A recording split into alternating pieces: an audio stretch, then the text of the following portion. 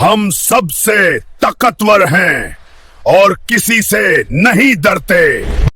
बहुत अरसा पहले एक अजीम और ताकतवर कौम, जिसे कौम आद कहा जाता था, एक वसी और अरीज़ ज़मीन में आबाद थी। उनके शहर बुलंद किलों, मजबूत सुतूनों और पहाड़ों की तरह ऊंचे मकानों से भरे हुए थे। ये कौम अपनी ताकत और शान पर इतनी मगरूर थी कि पैगंबर की नसीहतें उनके दिल तक पहुंच ही नहीं सकती थी।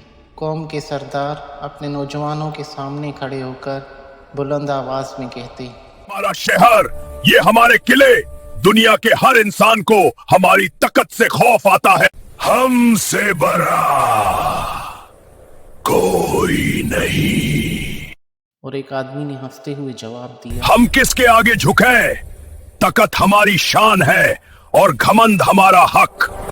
एक बूढ़ा आदमी जो अंधेरे में अपनी फिक्र के साथ खड़ा था, धीरे से कहता है, ये ताकत मुस्तकिल नहीं है।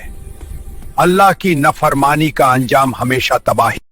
लेकिन सरदार हंसकर जवाब देता है, ये बूढ़ा इंसान हमें नसीहत दे रहा है, क्या हम किसी की बात मानेंगे?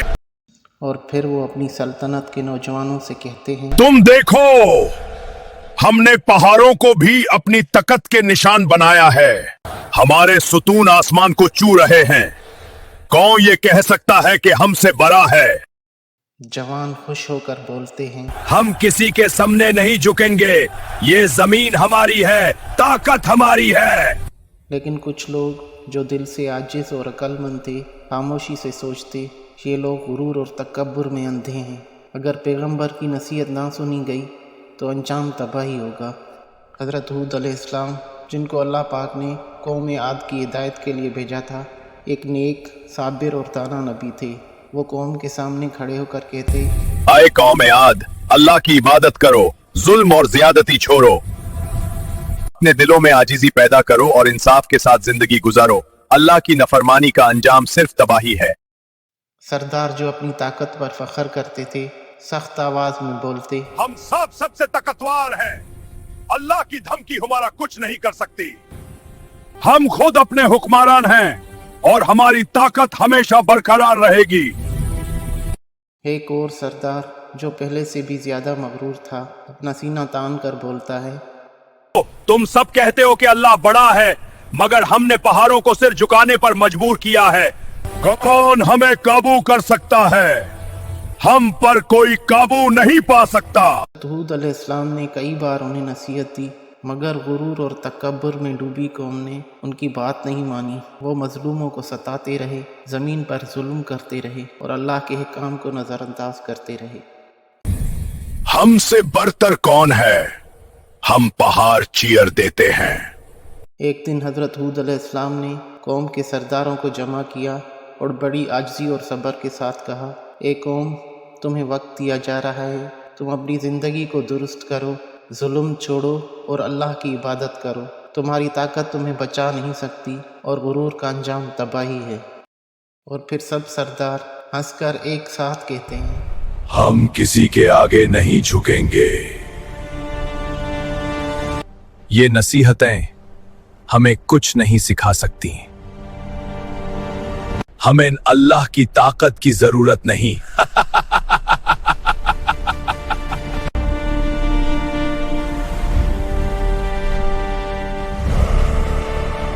हज़रत हूद अलैहिस्सलाम ने गुस्से और दुख के साथ कहा, वक्त ख़त्म हो रहा है। जो लोग ईमान लाए हैं वो महफूज रहेंगे और जो लोग जुल्म और गुरूर में डूबे हैं उनका अंजाम तबाही है। कौम आद के लोग अपनी ताकत और गुरूर पर इतने फ़ख्र करते थे कि उन्होंने न सिर्फ नबी की नसीहत को रद्द किया, बल्कि अपने मजलूम भाइयों को और ज़्यादा सताने लगे। हर तरफ चीखो पुकार, खौफ और जुल्म का राज था। आखिरकार अल्लाह ताला ने उनके गुनाहों का बदला लेने का फैसला किया। आसमान पर तेज़ हवा चलने लगी, बादल काली घटाओं में छा गए, ज़मीन लरज़ने लगी और पहाड़ों की छाबें टूटने लगी। हज़रत हूद ने ईमान वालों को पहाड़ी के रास्तों की तरफ बुलाया और कहा, जो लोग ईमान ले आए हैं वो महफूज रहेंगे और जो लोग जुल्म और गुरूर में डूबे हैं उनका अंजाम तबाही है।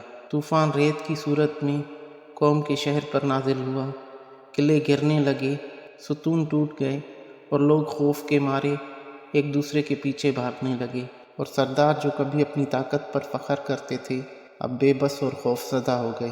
زمین پر صرف ویرانی، ٹوٹے ہوئے پتھر اور ہوا میں اڑتی ریت باقی رہی۔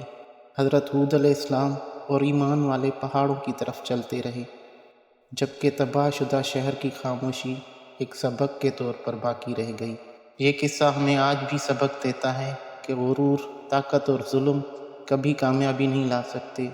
حقیقی طاقت اللہ کی رضا، ایمان اور انصاف میں ہے، اور جو لوگ غرور اور ظلم میں ڈوبے رہتے ہیں ان کا انجام صرف تباہی ہے۔